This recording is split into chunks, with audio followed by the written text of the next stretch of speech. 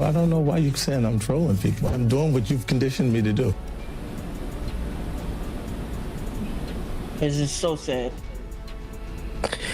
All of this means something a little different to me than it does to everybody else. Damn. Whew.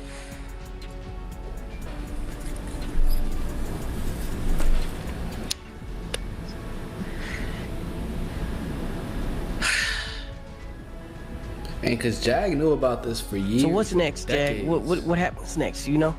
The music industry has always been a place of glitter and gold on the outside, but those who have lived inside it know a very different story. Behind the sold-out arenas, the platinum plaques, the champagne-soaked after-parties, and the carefully crafted public images lies a world that operates by its own rules. Rules that are unwritten, unspoken, and brutally enforced. And for decades, the people who tried to speak those rules out loud paid a price so heavy that most of them chose silence over truth. But silence, as it turns out, has a shelf life. And right now, in the year 2025, that shelf life has officially expired. What is happening in the music industry right now is not just celebrity gossip. It is not just drama between rich and famous people who have nothing better to do. What is unfolding right now is a full-scale reckoning. A moment where the walls that powerful people spent millions of dollars building are finally, irreversibly, coming down. And at the center of this storm are three names that have been circling each other for years. Sean Combs, known to the world as Diddy. Jaguar Wright, one of the most outspoken and controversial voices in the history of hip-hop. And Curtis James Jackson III, the man the world knows as 50 Cent. These three individuals represent three very different relationships with truth, power, and the consequences of speaking out. And the story that connects them is one of the most important stories being told in music right now. Let us start with Jaguar Wright, because to understand what is happening, you have to understand who she is and what she has been saying, and more importantly, for how long she has been saying it. Jaguar Wright is not someone who arrived on the scene yesterday with a hot take designed to go viral. She is a Philadelphia-born singer and songwriter with genuine talent, genuine roots in the industry, and genuine experience working alongside some of the biggest names in hip-hop history.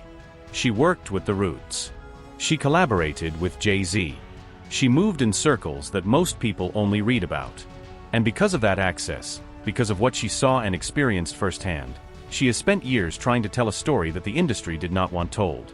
For most of those years, the response from the public and from media was predictable. She was dismissed. She was labeled a conspiracy theorist. She was called unstable, unreliable, bitter, and attention-seeking. Every time she brought up names, every time she made allegations about specific individuals and specific behaviors, the machine moved swiftly to discredit her. Media figures refused to platform her seriously. Industry insiders stayed silent or actively distanced themselves. And the few people who did listen were largely dismissed along with her. This is a pattern that has repeated itself throughout history whenever someone who lacks institutional power tries to challenge someone who has it. The person with power does not need to prove you wrong. They simply need to make you look crazy. And for a long time, that strategy worked. But here is the thing about truth. It does not disappear just because someone calls you crazy for speaking it. It waits.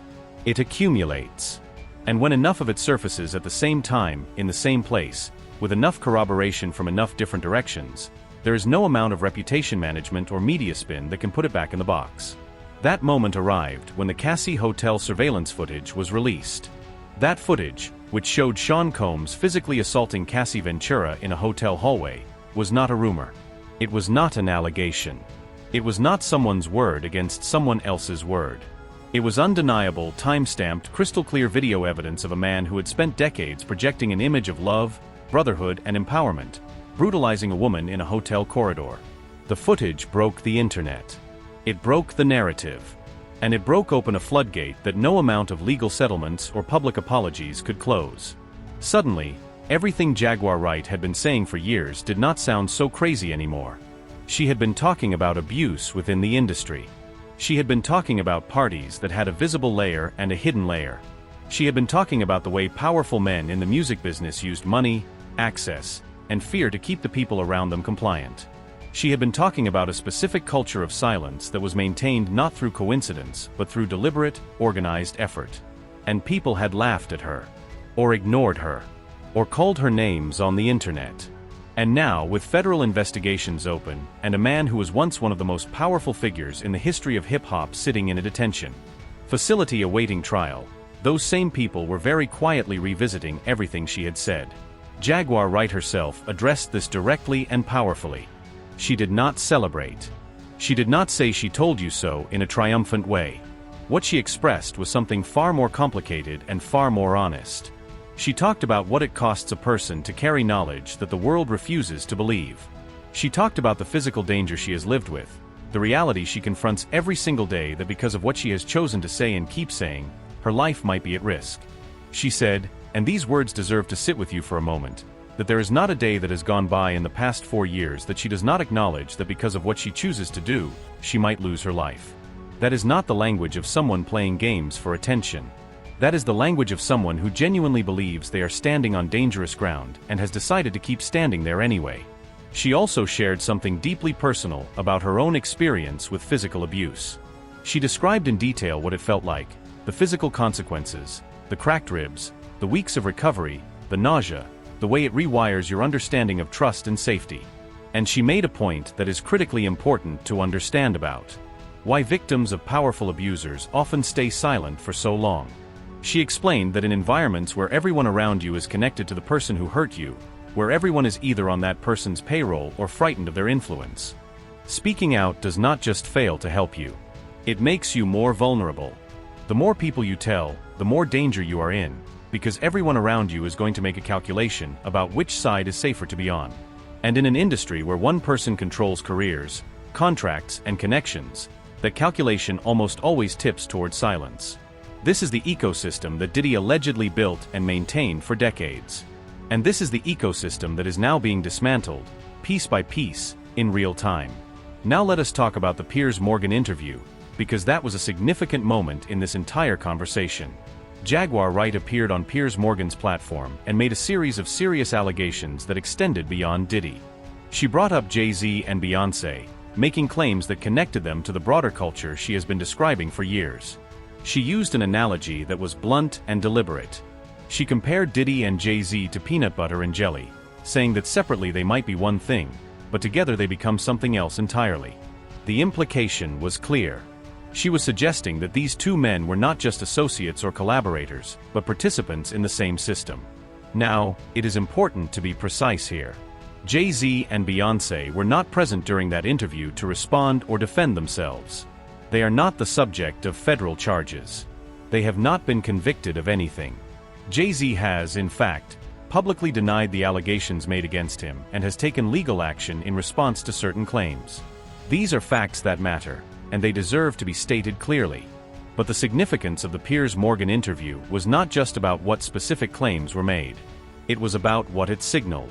It signaled that the conversation was expanding beyond one man and one set of charges. It signaled that people who had been quietly watching from the sidelines were now willing to speak, regardless of how powerful the names involved were. Jaguar Wright described why she agreed to do the Piers Morgan interview despite knowing it would open her up to even more scrutiny and pushback.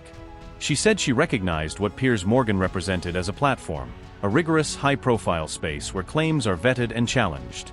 She said she understood that getting through his process was itself a form of validation. If her words were good enough to survive that filter, they were good enough to stand in front of the public. That is a level of self-awareness and strategic thinking that the conspiracy theorist label simply does not account for. Then there is the DJ Vlad situation, which deserves its own careful examination because it speaks to something larger than just a personal dispute. For those unfamiliar, DJ Vlad runs one of the most influential hip-hop interview platforms on the internet. He has cultivated a reputation over many years as someone who gets people to say things they might not say elsewhere. He has also, at various points, dismissed Jaguar Wright publicly, suggesting he had no interest in platforming her or taking her claims seriously. In the video being discussed, Jaguar Wright produced an email, sent by Vlad's producer on his behalf, inviting her to appear on the show. This was sent shortly after the Cassie surveillance footage was released and suddenly made the entire conversation extremely relevant and impossible to ignore. The receipt existed. The invitation had been sent. And it completely contradicted the public narrative that Vlad had constructed around his relationship to her and her claims. This matters beyond the personal. Because DJ Vlad is not just one podcaster. He represents a broader media infrastructure that decides which voices get amplified and which voices get buried. When someone in that position publicly dismisses a woman making serious allegations about industry abuse, and then privately tries to book that same woman once the political winds shift, it reveals the machinery underneath. It shows how media gatekeeping operates not on principle, but on calculation. When Jaguar Wright's claims were inconvenient or legally risky or simply not popular enough to be profitable, she was a conspiracy theorist. When those same claims became the hottest story in the industry, suddenly there was an email in her inbox. That email is not just a receipt about Vlad. It is a receipt about how the entire ecosystem around these stories functions. Now let us talk about 50 Cent, because his role in this situation is both significant and distinctly his own. 50 Cent has not positioned himself as a crusader for truth or an activist for industry accountability. He is not standing on a podium making speeches.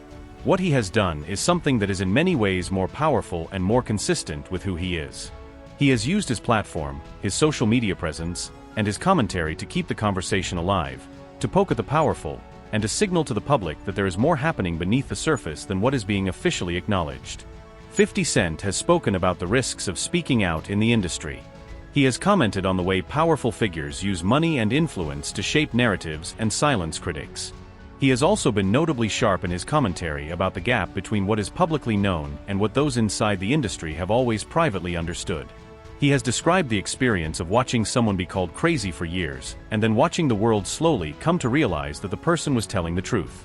And he has done this not with the language of outrage, but with the kind of dark, knowing humor that comes from genuinely understanding how power operates.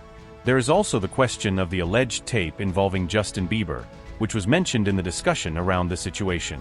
The claim that a tape exists involving Bieber and Diddy has circulated online and was referenced as part of the broader context of sealed evidence and ongoing federal proceedings.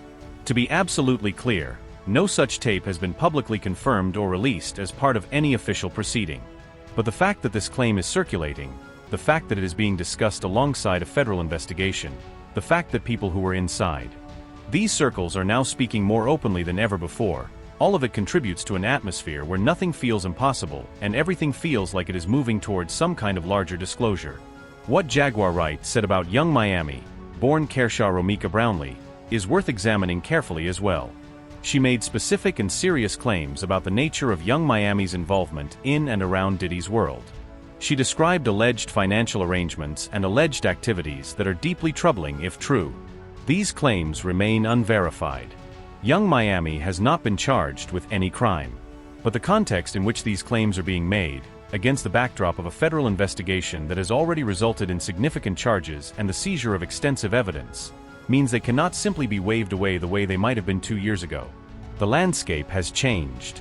The credibility threshold for what people are willing to believe has shifted. And that shift is itself a direct consequence of the Cassie footage, the federal charges, and everything that has emerged since. It is also worth spending time on something Jaguar Wright said that has been somewhat overlooked in the broader conversation. She talked about the personal cost of this work. She talked about what it means to wake up every day knowing that you are holding information that powerful people would prefer you not hold.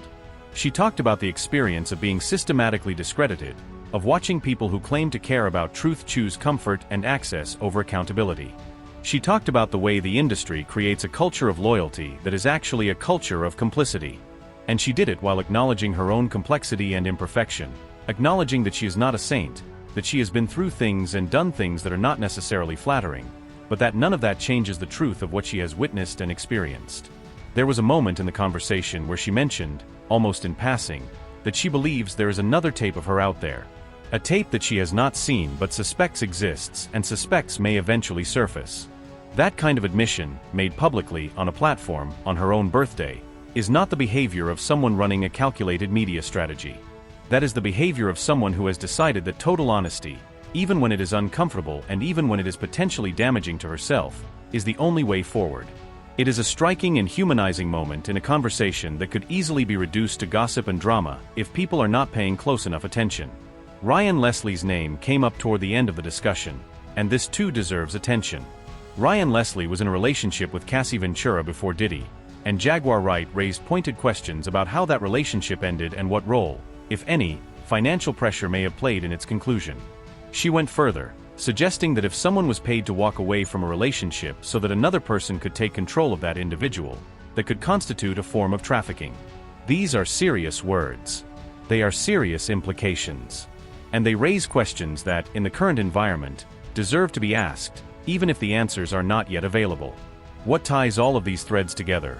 What makes this conversation significant beyond the celebrity names and the salacious details, is the broader question it forces us to confront about how the entertainment industry has operated for decades. The question of who gets believed and who gets dismissed. The question of how money and fame and access create a kind of legal and social immunity that allows misconduct to continue unchallenged for years, sometimes for entire careers. The question of what accountability actually looks like in an industry that has built its brand around aspiration and image and the careful management of perception. Jaguar Wright has been an uncomfortable voice for a long time. She is not always easy to listen to. She is not always precise or measured in the way she delivers information. But discomfort and imprecision are not the same as dishonesty. And the world is now in a position where it has to reckon with the possibility, increasingly looking like a probability, that many of the things she said that sounded outrageous at the time were simply ahead of their moment. She was describing a reality that has now become visible to millions of people who did not want to see it and did not believe it was real. Sean Combs has not publicly addressed the discussions involving Jaguar Wright. His team has remained silent. That silence, in the current climate, is itself a statement. Because in a situation where the federal government has already made its charges public, where witnesses have come forward, where surveillance footage has been broadcast globally, the traditional tools of reputation management simply do not work anymore. The usual playbook, deny, discredit, wait for the story to fade, has met its limit. And that limit is a moment in history where too many people have said too many things in too many places for any single narrative to be controlled by any single powerful hand. This story is not over. It is, in many ways, just beginning. The legal proceedings involving Sean Combs are ongoing. The federal investigation continues. New information surfaces with a regularity that makes it impossible to settle into any fixed understanding of what happened or what is still happening.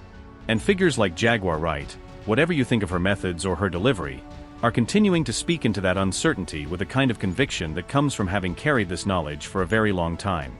What we are watching is not just the fall of one powerful man. We are watching the slow, painful, necessary dismantling of a culture that protected him. A culture that dismissed the people who tried to warn us. A culture that rewarded silence and punished honesty. And we are watching people like Jaguar Wright, people who paid enormous personal prices for refusing to be silent, finally begin to be heard in the way they should have been heard years ago. The music industry will not look the same on the other side of this. It cannot.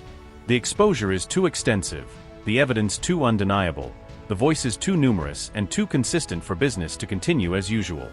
Something is breaking open. And whatever comes out of that opening, whether it is accountability, whether it is justice, whether it is simply a more honest conversation about how power operates in creative spaces, it was made possible by people who kept talking when the world kept telling them to be quiet. Jaguar Wright kept talking. And the world is finally listening.